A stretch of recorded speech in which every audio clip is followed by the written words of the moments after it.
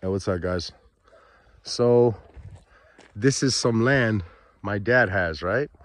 It's a little further than where the grass is cut, and I don't know if you see the gate back there. And this is actually on our property. My cousin put this here, which I want to knock down if I want to build a house here. You know what I mean? I have a union job in the city. It's not the best, but it's a job. I get benefits. Like, I'm not broke. But to live in New York City with the job I have, it's like it's always hard. It's always going to be difficult. You know what I mean? Like, because due to my gang stalking, I was going to leave and run over here to Serbia, right? But then I found out that this doesn't stop. No matter where you go to the fucking moon, you'll still be gang stalked.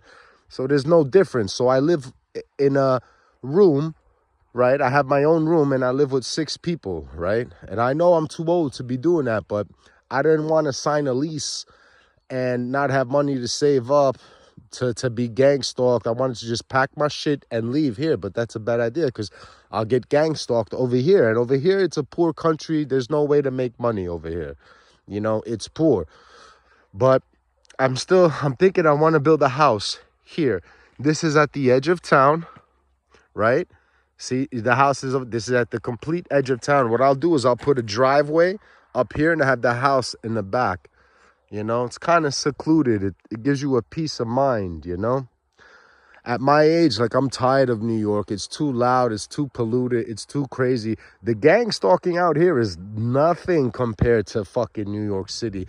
Since I've came here, I don't deal with noise campaigns. Just a little bit. I was on a date and they were having motorcycles roll by. That's it. In New York City, I got the ice cream truck all the time, dumpsters, loud motors, fucking ambulance, fire trucks, fucking cop cars. You know what I mean? So they could sensitize your hearing. So when they sniffle and cough, it's worse. And just to harass you in general. I'm thinking about building a house here. I don't know, man. But yeah, it's secluded, And it's weird because my dad's not a young man and he has a nice house too. And he's not going to be here forever. So what's going to be with that house, So, I mean, but it's, I don't know. I envision this, putting a house here like this, look at that, man. Look, see? Yeah, there's somebody over there, but that's over there. It's sad that when you're a target, this shit happens to you and it alters the way you want to live your life. You just want to be left alone. It's sad, you know? Yeah, but this is like my little idea right here.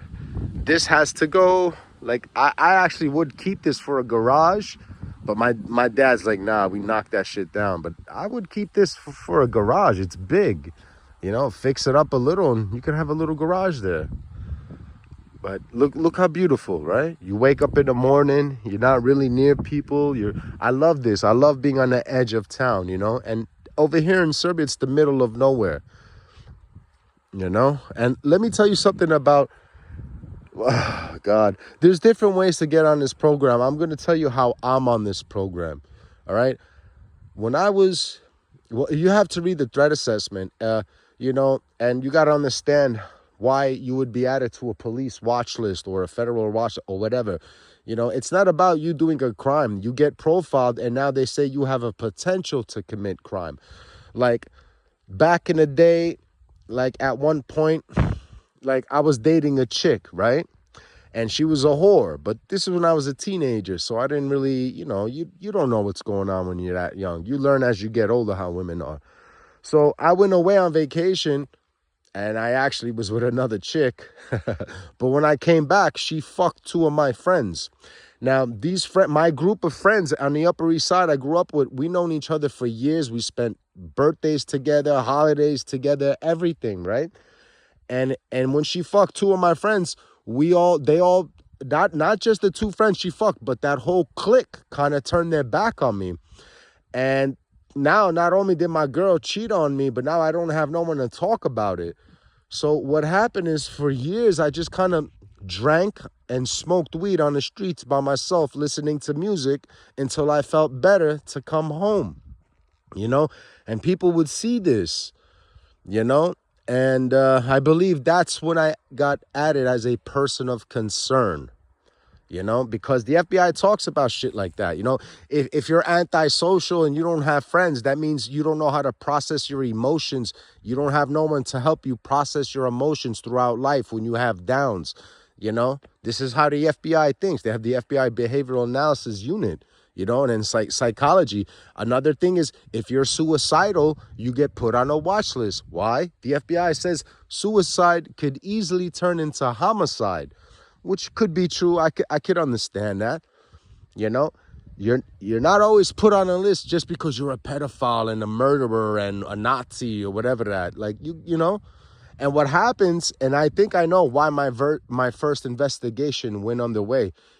If you come close to committing a crime or you do commit a crime or whatever, they'll open up an investigation on you. If you're a person of concern, when you get added to a watch list, you don't get gang stalked. They'll decide when you need to be gang stalked, aka investigated. And that's usually when you come close to violence because it's about prevention.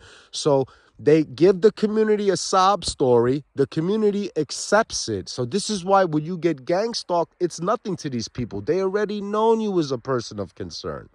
This was already established. This is my story. While I'm out here, I might as well give my TI testimonial because you guys will understand why I think the way I do. This is my second rodeo. This is my second overt targeting, aka investigation. This is my second investigation. So I compare what happened to my first investigation to my second investigation, and I kind of know what's going on. I kind of get it. Oh man. Yeah, but yeah, so a tractor coming. All right, later guys.